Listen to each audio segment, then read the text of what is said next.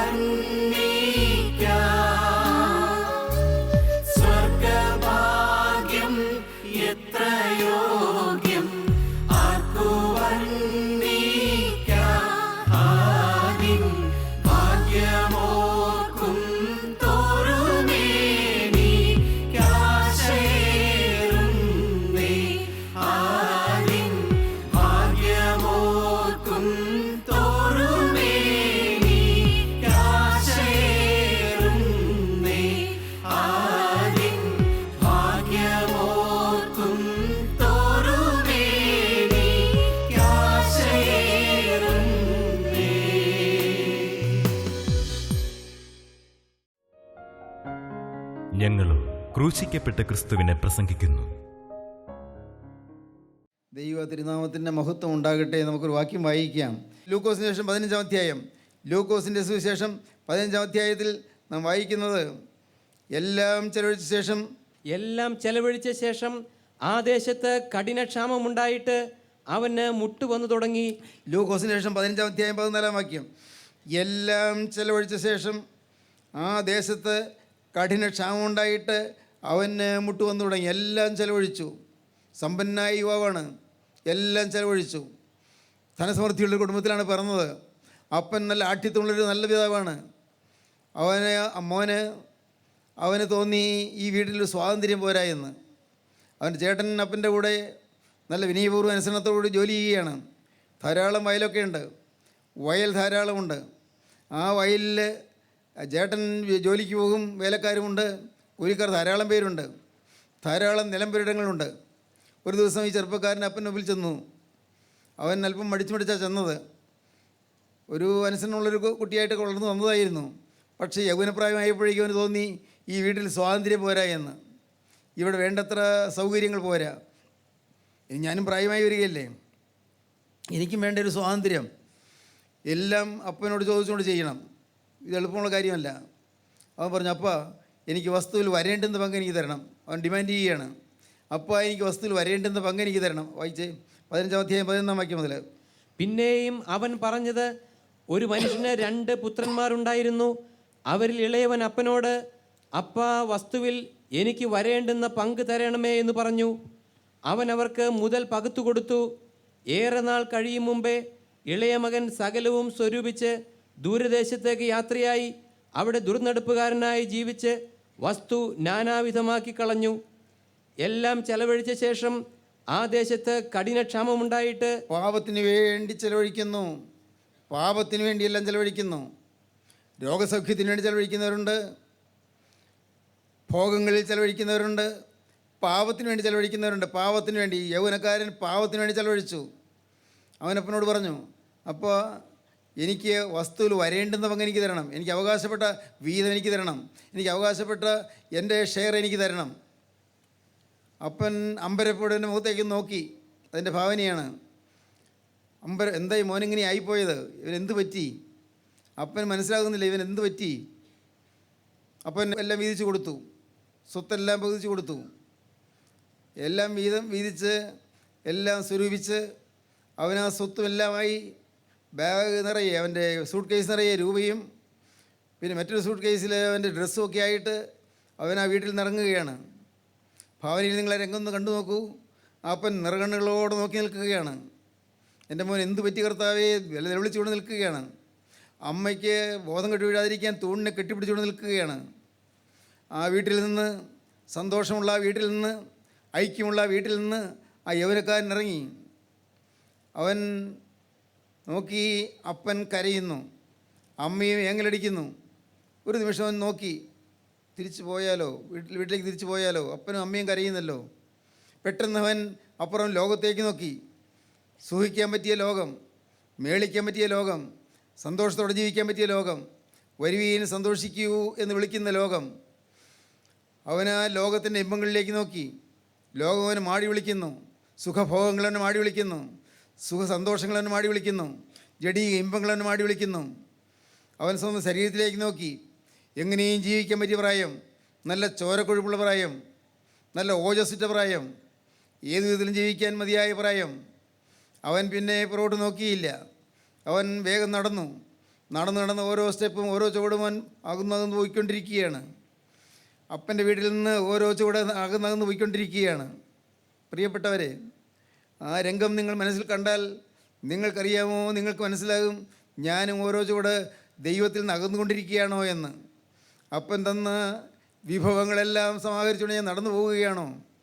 അപ്പൻ തന്ന ഒരായുസ്, അപ്പൻ തന്ന ഒരാരോഗ്യം, അപ്പൻ തന്ന വിദ്യാഭ്യാസം, അപ്പൻ തന്ന ബുദ്ധി, അപ്പൻ തന്നതായ കഴിവുകൾ എല്ലാം എടുത്തുകൊണ്ട് ഞാനിത് അപ്പൻ്റെ അടുക്കൽ നിന്ന് ദൂരേക്ക് ഞാൻ പോയിക്കൊണ്ടിരിക്കുകയാണ്. ദൈവത്തിന് സ്തോത്രം. ആ ചെറുപ്പക്കാരൻ അങ്ങ് പട്ടണത്തിലേക്ക് ചെന്നു. വായിക്കാം. എല്ലാം ചെലവഴിച്ച ശേഷം ആ ദേശത്ത് കഠിനക്ഷാമമുണ്ടായിട്ട് അവന് മുട്ടുവന്നു തുടങ്ങി. ആ ദേശത്ത് കഠിനക്ഷാമം ഉണ്ടായി, അവൻ്റെ ഇതെല്ലാം ചിലവഴിച്ചു. പെട്ടെന്ന് കൂട്ടുകാർ ധാരാളം ഉണ്ടായി. കൂട്ടുകാർക്ക് വഞ്ഞമില്ല, കയ്യിൽ പൈസ ഉള്ളതിനല്ലേ, ഇഷ്ടം പോലെ പൈസയുണ്ട്, ചിലവഴിക്കാൻ ഇഷ്ടം പോലെ പൈസയുണ്ട്. കൂട്ടുകാർ ധാരാളം ഉണ്ടായി. അപ്പോൾ അവന് തോന്നി, കൊള്ളാം, നല്ലത്, എന്തോരം കൂട്ടുകാരാണ് എനിക്കുള്ളത്, എനിക്ക് എന്തുമാത്രം സുഹൃത്തുക്കളാണ് ഉള്ളത്. അവൻ ആ കൂട്ടുകാരുടെ കൂടെ കൂടി. ഇന്ന് വന്നിരിക്കുന്ന ഒരു കെടുതി പറയട്ടെ, ഫ്രണ്ട്ഷിപ്പ്. ചില കുട്ടികൾ പറയാറുണ്ട്, സാറേ വേറെ കുഴപ്പമൊന്നുമില്ല, ഫ്രണ്ട്ഷിപ്പാണ്. ഇത് മൊബൈലിൽ ചിലരെ ഫോൺ നമ്പർ, അത് സാറേ അത് ഫ്രണ്ട്ഷിപ്പാണ്. ദൈവത്തിന് സ്തോത്രം. അനേകരെ ഈ ഫ്രണ്ട്ഷിപ്പ് എന്ന് പറഞ്ഞ് ചെന്ന് അപകടത്തിൽ കുടുങ്ങുന്നുണ്ട്. മൊബൈൽ ഫോണിൽ കൂടെയുള്ള സന്ദേശങ്ങളിൽ കൂടെയും വാട്സാപ്പ് മെസ്സേജിൽ കൂടെയും എല്ലാം ഈ ഫ്രണ്ട്ഷിപ്പ് ഇങ്ങനെ തുടരുകയാണ്. ആൺകുട്ടികളും പെൺകുട്ടികളും ഫ്രണ്ട്ഷിപ്പിലേക്കാണ് പോകുന്നത്. ഫ്രണ്ട്ഷിപ്പ് എന്നാണ് പറയുന്നത്. അപകടത്തിലേക്കാണ് പോകുന്നത്. പിള്ളേർക്ക് അറിയാൻ പാടില്ല. അപകടത്തിലേക്കാണ് പോകുന്നത്, നാശത്തിലേക്കാണ് പോകുന്നത്. ദൈവത്തിന് സ്തോത്രം. 33 വർഷം ഞാൻ കോളേജിൽ പഠിപ്പിച്ചു. 33 വർഷം ഞാൻ കണ്ട് അമ്പരന്നിട്ടുണ്ട്. പിള്ളേർ ലക്കില്ലാതെ പോകുന്നത് കണ്ട് അമ്പരന്നിട്ടുണ്ട്. പിള്ളേർ സുബോധമില്ലാത്തതുപോലെ പോകുന്നത് കണ്ട് അമ്പരന്നിട്ടുണ്ട്. ഞാൻ കോളേജിൻ്റെ 3ാം നിലയിൽ നിന്നുകൊണ്ട് ഞാൻ കണ്ടിട്ടുണ്ട്, താഴെ മുറ്റത്തു കൂടി ഇരുമ്പൊടിയുമായി ചിലർ ഓടിക്കുന്നതും ഇരുമ്പുകൊണ്ട് അടിക്കുന്നതും എല്ലാം ബഹളമയമായിരുന്നു. ദൈവത്തിന് സ്തോത്രം. പ്രിയപ്പെട്ടവരെ, സുബോധമില്ലാത്തതുപോലെ യൗവനക്കാർ തീർന്നിരിക്കുന്നു. സുബോധമില്ല, പറഞ്ഞു കൊടുക്കാൻ ആളില്ല. ഇവിടെ ഈ വടകോടടുത്ത് നിന്ന് ഞാൻ പണ്ട് വടകോട് സ്കൂളിൽ പഠിപ്പിച്ച ഒരു സ്റ്റുഡൻറ്റ് എൻ്റെ അടുക്കൽ വന്നു. കോളേജിൽ വന്നു, സാറേ ഞാൻ സാറിനെ പഠിപ്പിച്ചത് ഓർമ്മയുണ്ടോ? ഞാൻ പറഞ്ഞു, എനിക്ക് ഓർമ്മയുണ്ട് സാറേ, എൻ്റെ മോനെക്കുറിച്ച് എനിക്ക് വലിയ പ്രയാസമാണ്, മനസ്സമാധാനമില്ല. സാർ അവനെ ഒന്ന് ഉപദേശിക്കണം. എന്ത് പറ്റി? സാറേ, അവൻ ഇന്ന് രാവിലെ കോളേജിലേക്ക് വരുമ്പോൾ അടുക്കളയിൽ നിന്ന് കത്തി എടുത്തുകൊണ്ട് പോരുന്നത് കണ്ടു. അവൻ്റെ അമ്മ അവനോട് ചോദിച്ചു, മോനെ എന്തിനാ കത്തി? അതിന്നൊരു കണക്ക് തീർക്കാനുണ്ട് എന്ന് പറഞ്ഞാൽ പോകുന്നു. സാറേ, അവരെന്ത് വരുമെന്ന് എനിക്കറിയാൻ പാടില്ല, സാർ ഒന്ന് അവനെ വിളിച്ച് ഉപദേശിക്കണം. ഞാൻ പറഞ്ഞു, നിങ്ങൾ അപ്പനും അമ്മയും ഇല്ലേ, അപ്പനും അമ്മയും ഒന്ന് ഉപദേശിക്കരുതോ? സാറേ, ഞങ്ങൾ പറഞ്ഞാലൊന്നും അവൻ കേൾക്കില്ല, അവൻ ഞങ്ങളോട് കയർക്കും. സാറൊന്ന് പറഞ്ഞു, സാറിനവിടെ എന്തോ അവന് ഒത്തിരി ബഹുമാനമൊക്കെ ഉണ്ട്, സാറൊന്ന് പറഞ്ഞു നോക്കിയാൽ അറിയാം. ദൈവത്തിന് സ്തോത്രം. പ്രിയപ്പെട്ടവരെ, ഞാൻ അവനെ ഉപദേശിച്ചു, അവന് പറഞ്ഞു കൊടുത്തു. അവനെ ഇന്ന് പോകുന്ന അപകടത്തിലേക്കാണെന്ന് പറഞ്ഞു കൊടുത്തു. ദൈവത്തിന് സ്തോത്രം. ഭാഗ്യം, ആ ചെറുപ്പക്കാരൻ നന്നായി, അവൻ നല്ലപോലെ പാസ്സായി. ദൈവത്തിന് സ്തോത്രം. പ്രിയപ്പെട്ടവരെ, അനേക യുവാക്കന്മാർ ഇന്ന് നാശത്തിലേക്ക് പോകുന്നു. ഫ്രണ്ട്ഷിപ്പ് എന്നൊക്കെ പറഞ്ഞാൽ അപകടത്തിലേക്ക് പോകുന്നു. രാഷ്ട്രീയത്തിൻ്റെ ഫ്രണ്ട്ഷിപ്പുണ്ട്, കാമമോഹങ്ങളുടെ ഫ്രണ്ട്ഷിപ്പുണ്ട്, പ്രണയക്കുരുക്കളുടെ ഫ്രണ്ട്ഷിപ്പുണ്ട്, അരുതാത്ത ബന്ധത്തിൻ്റെ ഫ്രണ്ട്ഷിപ്പുണ്ട്. ഇതൊന്നും കേട്ടാൽ പലരുടെയും തലയിൽ കയറുന്നില്ല. ഒരവസരത്തിൽ ഒരു പെൺകുട്ടികളുടെ അപ്പനും കൂടി വന്നപ്പോൾ ഞാൻ അവരോട് 1.5 മണിക്കൂർ നേരം സംസാരിച്ചു കൊണ്ടിരുന്നു. ആ പെൺകുട്ടിക്ക് ഒരു കൂസലുമില്ല, മിണ്ടിയില്ല. ഞാൻ പറഞ്ഞു, മോളെ, അപകടമാണ്, ഈ പ്രണയബന്ധം അപകടമാണ്, നിനക്ക് ദോഷമാണ്, നിൻ്റെ ഭാവി ഇപ്പോൾ നീ പഠിക്കുന്ന പ്രായമാണ്. ഇതൊന്നും അവളുടെ തലയിൽ കയറുന്നില്ല. 1.5 മണിക്കൂറോളം ഞാൻ സംസാരിച്ചു കൊണ്ടിരുന്നിട്ടും അവൾ ഒരക്ഷരം മിണ്ടാതിരുന്നു. അപ്പൻ പറഞ്ഞുകൊണ്ടിരുന്നു, പക്ഷേ അവൾ മിണ്ടിയില്ല. ഇന്ന് നാം എത്ര ഉപദേശിച്ചാലൊന്നും ആരും തിരിയില്ല. പോംവഴി ഒന്നേ ഉള്ളൂ. നിങ്ങളുടെ മക്കളെ ബാല്യം മുതലേ യേശുവിൻ്റെ മക്കളായി വളർത്തുക, ബാല്യം മുതലേ യേശുവിൻ്റെ വഴിയിൽ കൂടി നടത്തുക, ബാല്യം മുതലേ നല്ല ശിക്ഷണത്തിൽ വളർത്തുക, ബാല്യം മുതലേ അവരെ ഉപദേശിച്ച് വളർത്തുക. നിങ്ങളുടെ ജീവിതം അവർക്ക് മാതൃകയായി തീരട്ടെ, മക്കൾക്ക് മാതൃകയായി തീരണം. ഈ യുവാവ് എല്ലാം ചെലവഴിച്ച ശേഷം ദേശത്ത് കഠിനക്ഷാമം ഉണ്ടായി, എല്ലാം ചെലവഴിച്ചു. ഇപ്പോൾ ഞാൻ ഇങ്ങനെ ഭാവനയിൽ കാണുകയാണ്, അവൻ്റെ സൂട്ട് കേസ് അത് പണയം വെച്ചു, അതുകൊണ്ട് ആഹാരം കഴിച്ചു. പിന്നെ അവൻ്റെ പൈസ എല്ലാം തീർന്നപ്പോൾ അവൻ്റെ വസ്ത്രങ്ങൾ പണയം വെച്ചു, എല്ലാം തീർന്നു. ഇപ്പോൾ കയ്യിൽ സൂട്ട് കേസും ഇല്ല, പൈസയും ഇല്ല, ഒന്നുമില്ല, ഉടുവസ്ത്രം മാത്രം. എത്ര പെട്ടെന്നാണ് ചെറുപ്പക്കാരൻ ദരിദ്രനായി തീർന്നത്. പെട്ടെന്ന് അവൻ ദരിദ്രനായി തീർന്നു. വായിക്കുന്നത്, ദേശത്ത് കഠിനക്ഷാമം ഉണ്ടായിട്ട് അവന് മുട്ടു വന്നു തുടങ്ങി, അവന് വലിയ ഞെരുക്കമായി. അപ്പോൾ എന്താ വേണ്ടത്? കഞ്ഞി കുടിക്കണമല്ലോ, വിശപ്പ്. അവൻ ആ ദേശത്തിലെ പ്രഭുവിൻ്റെ അടുക്കൽ ചെന്നു. അദ്ദേഹത്തോട് പറഞ്ഞു, യജമാനൻ, എനിക്ക് ഒരിറ്റ് കഞ്ഞി തരാമോ? എടാ മോനെ, ഇവിടെ ഞങ്ങളാരും അങ്ങനെ ഒരു ജോലി ചെയ്യാത്തവർക്കൊന്നും കൊടുക്കാനൊന്നും ഇവിടെ ഇല്ല. അയ്യോ, ഞാൻ എന്ത് ജോലി വേണമെങ്കിലും ചെയ്തോളാം. എന്നാൽ മോനെ, ഇവിടെ ജോലി ഉള്ളത് പന്നിയെ മേയ്ക്കാനാണ്. പറ്റുമോ നിന്നെ? നീ ഒരു യഹൂദനല്ലേ, യഹൂദന് പന്നിയെ തൊടുന്നൊക്കെ നിഷിദ്ധമല്ലേ? അത് സാരമില്ല, ഞാൻ പന്നി മേയ്ച്ചോട്ട് വരാം. പന്നിയെ മേയ്ക്കാൻ പോയി. യഹൂദന് നിഷിദ്ധമായ പന്നിയെ മേയ്ക്കാൻ ഈ ചെറുപ്പക്കാരൻ പോയി. ഇന്ന് അനേകരെ ഇന്ന് പന്നിയെ മേയിച്ചുകൊണ്ടിരിക്കുകയാണ്. ഞാൻ പറയുന്നതിൻ്റെ പൊരുൾ നിങ്ങൾക്ക് മനസ്സിലാകുമോ? ഇന്ന് അനേകരെ പന്നിയെ മേയിച്ചുകൊണ്ടിരിക്കുന്നു. ഇന്ന് അനേകരെ ഏറ്റവും ഹീനമായ പ്രവൃത്തികൾ ചെയ്തുകൊണ്ടിരിക്കുന്നു. അശുദ്ധമായ ജീവിതം നയിച്ചുകൊണ്ടിരിക്കുന്നു.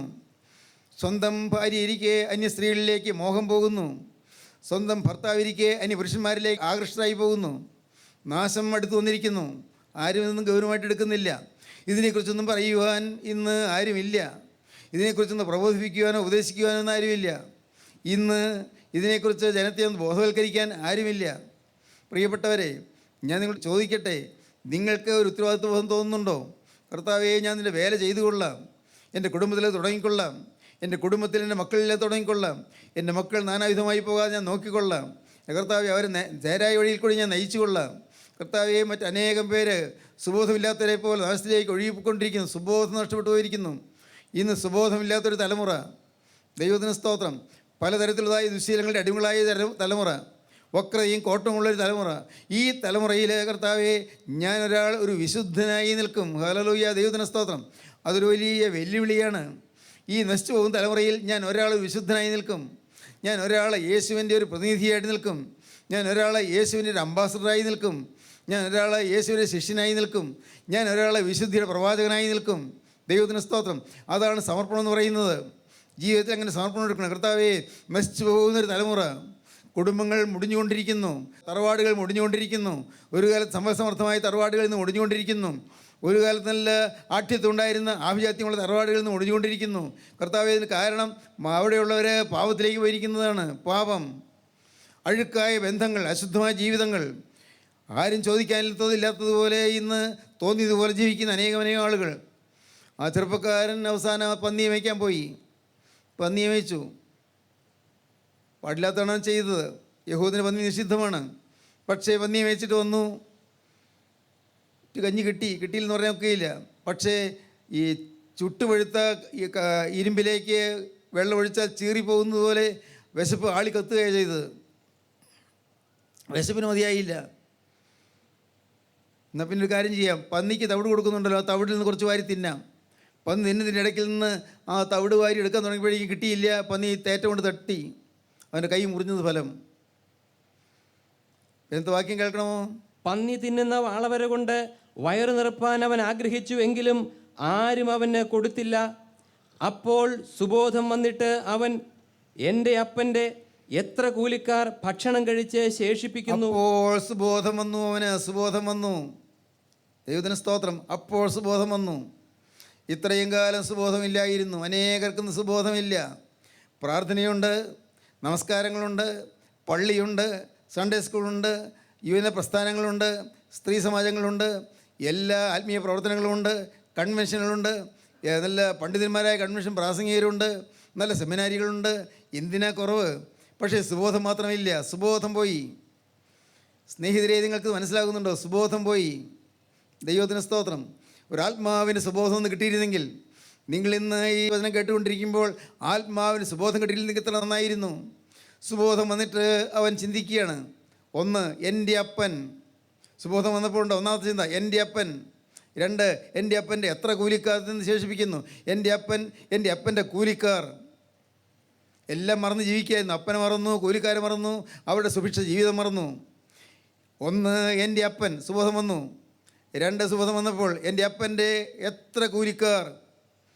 മൂന്ന്, അവർ തിന്ന് ശേഷിപ്പിക്കുന്നു, അവർ ധാരാളം ഭക്ഷണം കഴിക്കുന്നു. അടുത്തത്, ഞാനോ വിശപ്പ് കൊണ്ട് നശിച്ചു പോകുന്നു. സുബോധം വന്നപ്പോൾ ഉണ്ടായ ചിന്ത, ഞാനോ നശിച്ചു പോകുന്നു, ഞാൻ നശിക്കുകയാണ്. സുബോധത്തിൻ്റെ ലക്ഷണമാണ്. സുബോധം വന്നാൽ അപ്പൻ്റെ വീടിനെക്കുറിച്ച് ഓർക്കും. സുബോധം വന്നാൽ അപ്പനെക്കുറിച്ച് ഓർക്കും. സുബോധം വന്നാൽ അപ്പൻ്റെ വേലക്കാരെക്കുറിച്ച് ഓർക്കും. ദൈവവേലക്കാരെക്കുറിച്ച്, അപ്പൻ്റെ വേലക്കാരെക്കുറിച്ച് ഓർക്കും. സുബോധം വന്നാൽ ഞാൻ നശിച്ചു പോകുന്നു എന്നോർക്കും. വേലക്കാരുടെ സുഭിക്ഷമായ ജീവിതത്തെക്കുറിച്ച് ഓർക്കും. ഞാൻ നശിച്ചു പോകുന്നോർക്കും. അടുത്ത വാക്യം, ഞാൻ എഴുന്നേറ്റ് അപ്പൻ്റെ അടുക്കൽ ചെന്ന് അവനോട്, അപ്പ, ഞാൻ സ്വർഗത്തോടും നിന്നോടും പാപം ചെയ്തിരിക്കുന്നു. സ്തോത്രം. ഞാൻ എഴുന്നേൽക്കും. സുബോധ ലക്ഷണമാണ്. ഞാൻ എഴുന്നേൽക്കും. ഇനി ഇവിടെ കിടക്കുകയില്ല. ഇനി ഈ പാവത്തിൽ കിടക്കുകയില്ല. ഇനി ഈ പന്നിയുടെ പിറകെ നടക്കുകയില്ല. ഇനി അടിമപ്പണി ചെയ്യുകയില്ല. വേണ്ട, എനിക്ക് എൻ്റെ അപ്പനുണ്ട്. എനിക്കൊരപ്പനുണ്ട്. അപ്പന് വേലക്കാരുണ്ട്. അപ്പൻ്റെ വേലക്കാത്തിൽ നിന്ന് ശേഷിപ്പിക്കുന്നവരാണ്. ഞാൻ നശിച്ചു പോകൊണ്ടിരിക്കുകയാണ്, ഞാൻ നശിച്ചു പോവുകയാണ്. ഇല്ല, ഞാൻ എഴുന്നേൽക്കും. ദൈവത്തിന് സ്തോത്രം. ഒരു വലിയ തീരുമാനമാണ്, ഒരു ചലഞ്ചാണത്. ഞാൻ എഴുന്നേൽക്കും.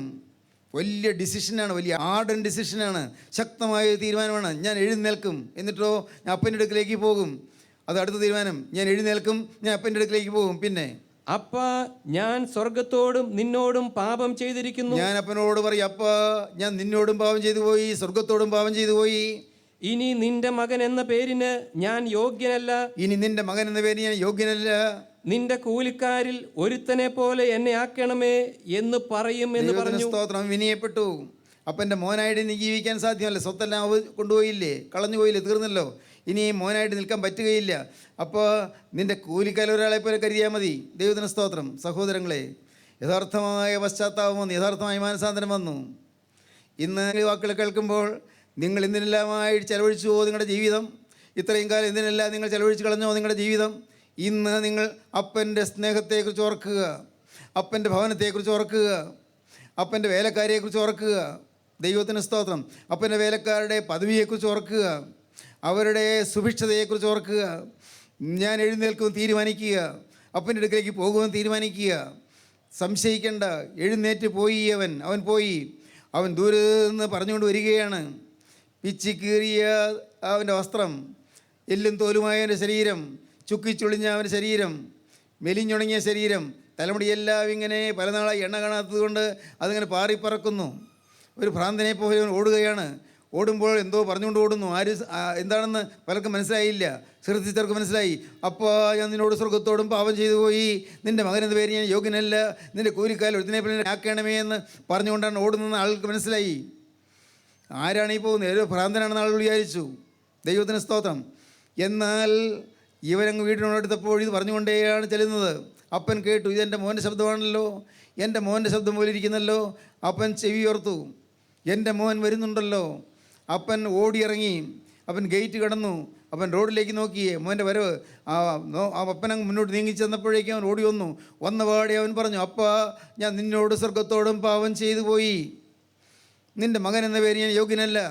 അത്രയുമേ അവൻ പറഞ്ഞുള്ളൂ. അടുത്ത് പറയിപ്പിച്ചില്ല. നിൻ്റെ കൂലിക്കാരൊന്നിനെപ്പോലെ ആക്കണമേ എന്ന് പറയിപ്പിച്ചില്ല. അത് പറഞ്ഞ് കേൾക്കാൻ അപ്പന് പ്രയാസമാണ്, കൂലിക്കാരൊരാളെ പോലെ ആക്കാൻ. അതുകൊണ്ട് അപ്പനെ കെട്ടിപ്പിടിച്ച് ഉമ്മ വെച്ചു, അവൻ്റെ വായടച്ച് ഉമ്മ വെച്ചു. അപ്പോൾ ഞാൻ നിന്നോട് സ്വർഗത്തോടും പാപം ചെയ്തു പോയി, നിൻ്റെ മകൻ എന്ന പേര് ഞാൻ യോഗ്യനല്ല, നിൻ്റെ കൂലിക്കാരൊരുത്തിനെ പോലെ എന്നെ ആക്കണമേ എന്ന് പറയുമെന്ന് തീരുമാനിച്ചു വന്നെങ്കിലും ഒടുവിലത്തെ കാര്യം പറഞ്ഞില്ല. കൂലിക്കാരൊരുത്തിനെ പോലെ ആക്കണമെന്ന് പറഞ്ഞില്ല. അപ്പനവനെ കെട്ടിപ്പിടിച്ചു. വേഗം മേലത്തരമായി അങ്ങിക്കൊണ്ടൊന്നിനെ ധരിപ്പിപ്പീൻ, ഇവൻ്റെ കൈക്ക് മോതിരടുവിപ്പീൻ, ഇവൻ്റെ കാലിന് ചെരിപ്പിടുവിപ്പീൻ, തടുപ്പിച്ച കാളക്കുട്ടി ഇറക്കുവീൻ. ഇന്ന് നമുക്ക് വിരുന്നാഘോഷിക്കാം, നമുക്ക് ആനന്ദിച്ചു തുടങ്ങാം. ദൈവത്തിന് സ്തോത്രം. ഇതുവരെയും പാവത്തിന് വേണ്ടി ചെലവഴിച്ചവരാണെങ്കിലും നിങ്ങൾക്ക് മടങ്ങി വരാം. വരൂ എന്നാണ് കർത്താവ് വിളിക്കുന്നത്. ദൈവത്തിന് സ്തോത്രം. മടങ്ങി വരിക എന്നാണ് കർത്താവ് വിളിക്കുന്നത്. വരാൻ മനസ്സുണ്ടോ? തലകളെ ഉണക്കാം, പ്രാർത്ഥിക്കാം. ദൈവത്തിന് സ്തോത്രം. ദൈവത്തിൻ്റെ വലിയ നാമം മഹത്വപ്പെടട്ടെ. പ്രാർത്ഥിക്കാം.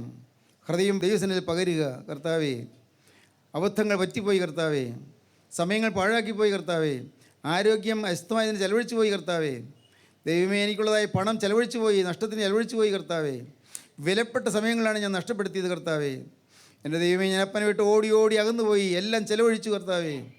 എനിക്കുണ്ടായിരുന്നതെല്ലാം ഞാൻ എല്ലാം ചെലവഴിച്ചു. ദേശത്ത് ക്ഷാമമായി മുട്ടുവന്നു തുടങ്ങി കർത്താവേ. എൻ്റെ ദൈവമേ, എന്നോട് മനസ്സറിയണമേ. ഞാനിതാ മടങ്ങി വരുന്നു. യേശുവേ, ഞാനിതാ മടങ്ങി വരുന്നു. എൻ്റെ പാവത്തിൻ്റെ വ്രണങ്ങൾ എന്നെ ബാധിച്ചിരിക്കുന്നു കർത്താവേ. പാവത്തിൻ്റെ വ്രണങ്ങൾ, ഉണങ്ങാത്ത മുറിവുകൾ എൻ്റെ ജീവിതത്തിലുണ്ട്, ഹൃദയത്തിലുണ്ട് കർത്താവേ. എല്ലാം ക്ഷമിക്കണമേ, മാപ്പ് തരണമേ, പാപമോചനം തരണമേ, പാവം ക്ഷമിച്ചു തരണമേ. പ്രാർത്ഥിക്കൂ പ്രിയപ്പെട്ടവരെ. ഇന്ന് എല്ലാം ചെലവഴിച്ച് എല്ലാം നഷ്ടപ്പെടുത്തി ഒന്നുമില്ലാത്തവരെ പോലെ നിങ്ങൾ വരുന്നുവെങ്കിൽ പ്രിയപ്പെട്ടവരെ, നിങ്ങൾ കർത്താവ് സ്വീകരിക്കും. നിങ്ങളെ അവിടുന്ന് സ്വീകരിച്ച് ആനയിക്കും, വിരുന്ന് മേശയെങ്കിലേക്ക് കൊണ്ടുവരും. നിങ്ങൾക്ക് സ്വർഗീയമായ ഭോജനം തരും, അനുഗ്രഹങ്ങൾ നിറവടിയായി നിങ്ങൾക്ക് തരും. നിങ്ങളെ സ്വർഗത്തിൻ്റെ അവകാശികളാക്കി തീർക്കും. അപ്പൻ്റെ ഭവനത്തിൽ ഇനിയും നിങ്ങൾക്ക് താമസിക്കാം. അപ്പൻ്റെ ഭവനത്തിൽ വേലക്കാരായിട്ടല്ല, അപ്പൻ്റെ മകനായി തന്നെ നിങ്ങൾക്ക് അവിടെ താമസിക്കാം. കഴിഞ്ഞതെല്ലാം നഷ്ടപ്പെട്ടു പോയി സമ്മതിച്ചുകൊണ്ട് ഇപ്പോൾ തിരികെ വരിക, യേശുവിൻ്റെ അടിയിലേക്ക് ഓടി വരിക. യേശുവിനായിട്ട് നിങ്ങളുടെ ജീവിതം സമർപ്പിക്കുക. യേശുവേ, നീ എനിക്ക് വേണ്ടി ക്രൂശിൽ മരിച്ചതിനാൽ ഇന്നു മുതൽ ഞാൻ നിനക്കായി ജീവിക്കും. യേശുവിൻ്റെ രക്തം സകല പാവം പോക്ക് ശുദ്ധീകരിക്കുന്നു. ആ തിരക്തത്താൽ ഇതുവരെ ഒന്ന് പോയി കഴിഞ്ഞ പാവങ്ങളെല്ലാം കഴുകിത്തരും. ഇപ്പോൾ നിങ്ങൾ പുതിയ തീരുമാനത്തോടെ, പുതിയ സമർപ്പണത്തോടെ കർത്താവിൻ്റെ ഇടയിലേക്ക് ഓടി വരിക. യേശുവേ, ഞാനിതാ വരുന്നു, എന്നെ സ്വീകരിക്കണമേ. പറയൂ നിങ്ങൾ, എൻ്റെ യേശുവേ, ഞാനിതാ വരുന്നു, എന്നെ സ്വീകരിക്കണമേ. എൻ്റെ യേശുവേ, മഹാഭാവിയായ എന്നോട് കരുണ തോന്നണമേ. യേശുവേ, നീ രാജ്യത്വം പ്രാപിച്ച് വരുമ്പോൾ എന്നെക്കൊണ്ട് നീ ഓർത്തുകൊള്ളണമേ. പ്രാർത്ഥിക്കൂ, നിങ്ങൾ തന്നെ സമർപ്പിക്കൂ, യേശുവിൻ്റെ കരങ്ങളിലേക്ക് നിങ്ങൾ ഏൽപ്പിക്കൂ. തീരുമാനം പുതുക്കുക, യേശുവിനോട് വാക്ക് പറയുക. യേശുവേ, ഇന്നു മുതൽ ഞാൻ നിൻ്റെ വക. ഹല്ലേലൂയ. നമുക്ക് പ്രാർത്ഥിക്കാം. കരുണയുള്ള കർത്താവേ, ഈ മനോഹരമായ സമയത്തിനായി ഞങ്ങൾ നിന്നെ സ്തുതിക്കുന്നു, ഞങ്ങൾ നിന്നെ സ്തോത്രം ചെയ്യുന്നു. ഇന്ന് ഈ വചനം കേട്ട് എല്ലാവരെയും അനുഗ്രഹിക്കണമേ. എല്ലാവരുടെ മേലും തൃക്കരം വയ്ക്കണമേ. എല്ലാവരെയും ദിവ്യക്രമ കൊണ്ട് പൊതിയണമേ. തിരക്തത്താൽ കഴുകണമേ, വിശുദ്ധീകരിക്കണമേ. പുതിയ ജീവിതത്തിനുള്ളതായ വാഞ്ചയും ദാഹവും നൽകണമേ. എല്ലാവരെയും സ്വർഗ്ഗരാജ്യത്തിൻ്റെ അവകാശികളാക്കി തീർക്കണമേ. യേശു ക്രിസ്തുവിന്റെ നാമത്തിൽ പ്രാർത്ഥിക്കുന്ന കൃപയോടെ കേൾക്കണം പിതാവേ. ആമീൻ. ഹല്ലേലൂയ. ദൈവത്തിന് സ്തോത്രം.